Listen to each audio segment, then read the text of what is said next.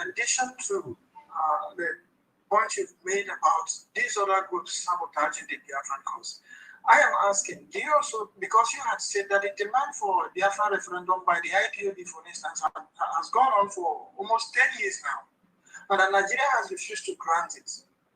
So, are you thinking that the push for the redeclaration of Biafra as USB was also motivated by the realization that these demands made by these other groups will never be granted, and that it is now necessary to take the real action, which is to redeclare?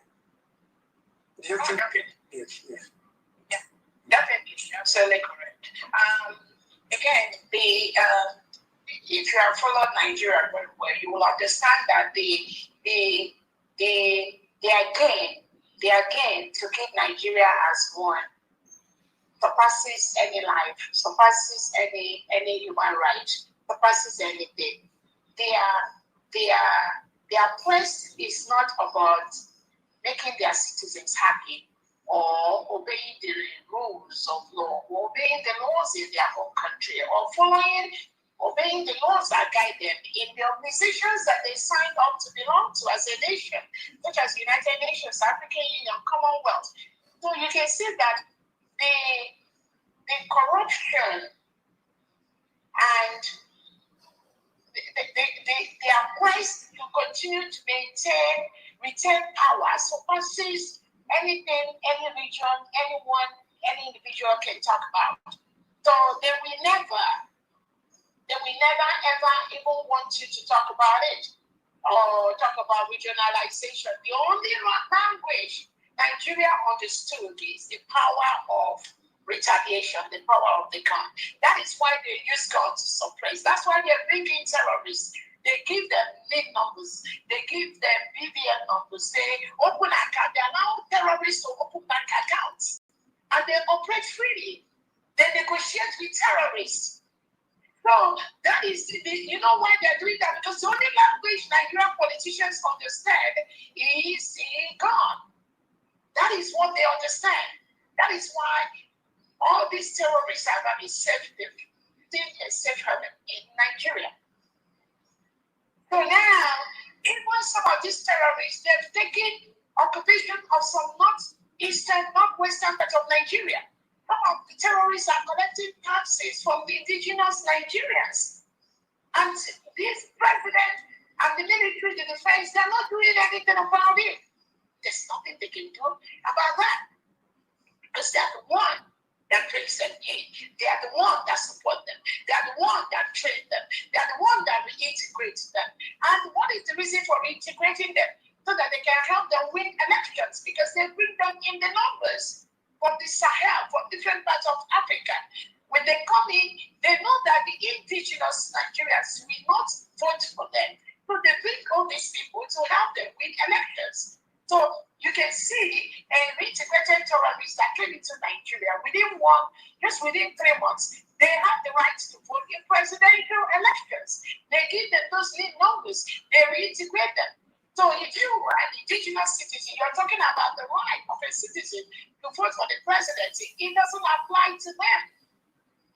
So now, again, what you said is absolutely correct, because the need for referendum has been on call for a long time. Even regionalization has been on call for a long time. The Nigerian state refuses it. Those that benefit from the system, they don't even want to hear about that, including even the Biafran politicians that are from the Biafran territory. Because what they gain from the national retaining their position is more important to them than making the life of their own people better, than following the rules of the United Nations, of the African Union, of the Commonwealth, or than providing basic road, basic water, providing hospitals for their people. They don't care. As long as their home purse is filled up, as long as they have houses, they buy houses, choice areas in VI, in Lekki, abroad, the United States of America. That's all they care about. So that is the true question. Yeah, that also has a full. Okay, thank you so much, The other very sensitive issue here is when people discuss Biafra, especially the one Nigerian people, they say, oh, Biafra is just including the redeclaration of Biafra and all of the activities by those who identify Biafrans are just mere performances. They are just, and they use the term performance to, in a derogatory sense, to mean that it's just a joke. But like I've identified in my listing, I said that I am a student of performance, and I know that performance isn't a joke, actually, because I know also that nearly everything in the world came by means of performance. Because performance means it can also mean to bring into being. You perform something into being. It's a gradual process of bringing to be, or to cause something to be. I mean, to cease to exist. So my conception here is that the performance of Biafra can in fact be argued to mean the representation of Biafra as a nation state, the coming to be of Biafra, but even also the ceasing to be of Nigeria. So my question is, what are these performances by which the USB is bringing Biafra to be and causing Nigeria to cease to exist? And I would like you, in addition to other things that you may want to reflect on, to comment on the USB Constitution, the USB Army, USB currency, USB diplomatic missions, USB ID, and so on and so forth. Yeah, thank you so much. So, what we are doing, again, like you said, the performances is to legitimize Nigeria and legitimize Biafra. The legitimizing Nigeria and legitimizing Biafra. That process is seen in different aspects, in different areas, not just what is happening in the Nigerian state, but also what is happening in the Biafran state, in our new nation. The process to delegitimize Nigeria has been ongoing. If you read this article on Nigeria, a failed state in 2030, I think the coming of the United States of Biafra is facilitating that failure of Nigeria. Because what happened is that the level of enlightenment, the level of awareness that people like Nnamdi Kanu, PM Simon Eba, myself, has brought to the world on what is going on in Nigeria has sensitive a lot of people, both outside and inside, that are now seeing that there is a road to this is going on every day. There is something we can do to stop Nigerian state. And that's exactly what almost every indigenous Nigeria is trying to do right now. So you can also understand the systemic clampdown that the Nigerian state has done to its people since for the past 100 years, from the amalgamation which expired in 2014, from 1948 to 2014. So that systemic subjugation, that systemic terror, that systemic oppression has been ongoing over the years. So this time around, people are waking up to see that we cannot continue with this systemic oppression they're giving us. We have a choice, actually. And that is exactly what is happening. That is why what the United States of Biafra government is doing is not just in homeland, because we are both in homeland and in diaspora. We are also taking the battle to the legal organizations, to the legal system, whereby Nigeria will be forced to leave Biafra land. They must be forced to recognize that the people have a right to self-determination. People have a right to say who is going to be their leader. People now So people, one Nigeria is never even believe that a country, a people can come together and decide who is going to be their leader. The ignorance is so much that some of them cannot comprehend. So the ignorance combined with the systemic oppression that you has given them has made some of them, they don't even know how to reason anymore. That is why the Prime Minister has said that the Biafrans in the homeland, we Biafrans, the diaspora, are going to reason for them. Because some of them are also part of this systemic failure by the Nigerian state. So what we are basically doing is we are under our watch seeing the crumbling of the Nigerian state. Recently, you can see almost every representative of every leader in the United States of America has come out to condemn the Nigerian state, to condemn the killings, to bring out the atrocities being committed by the Nigerian state against the state regimes.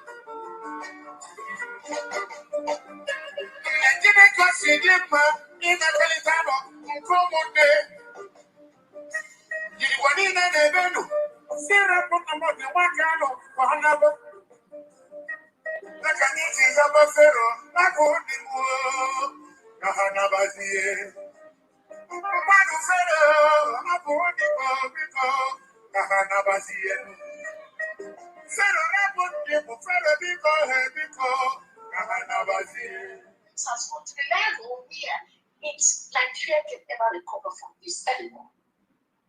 Because the time in the past they used to lie, misinform the world, say, oh, it is former Herdan Clark. Don't worry about that. We got that.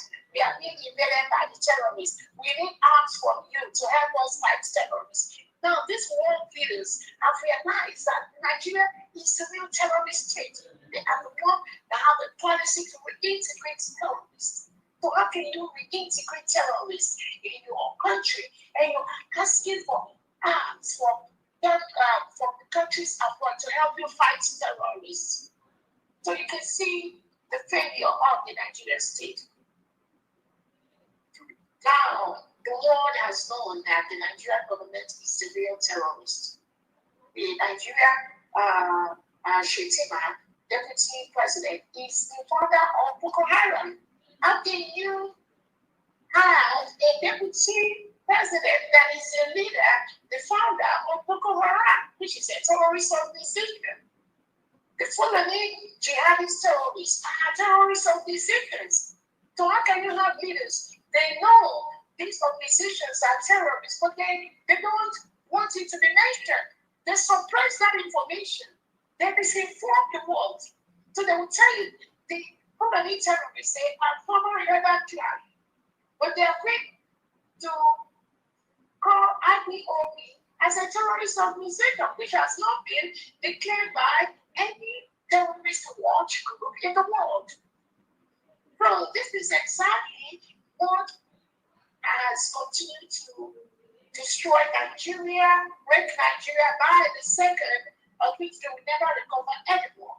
And now draw more light to new nations bringing out from this destruction of Nigeria, like the United States of Biafra. And people are giving this new nation a lot of support from across the globe, both from inside there, Nigeria, inside Biafra, and outside Nigeria. So this process is going to play itself out. Nothing can stop that. The declaration of the new nation has been done. It's world record. Nobody can stop that. So even the dead agents Nigerian government have that are Biafrans, they know that this game is over. There's no way they can stop it. So, I really wanted you. They're not going down. They're not getting more frustrated because this is a battle they get on. I really wanted you to comment on some of the things that the USB is doing as a nation. And that's why I mentioned things like the USB Constitution, the USB Army, its currency, its diplomatic missions, and some other things, maybe its passports and other things that. I hear you. Are you talking? Can you hear me? Can you hear me now? Now. Okay. So sorry. Well, I really wanted you to comment on some of the things that the USB is doing as a nation. For instance, to comment on the USB Constitution, its army, its currency, its diplomatic missions, its IDs, and other things that you may want to comment on that the USB is doing as a nation state.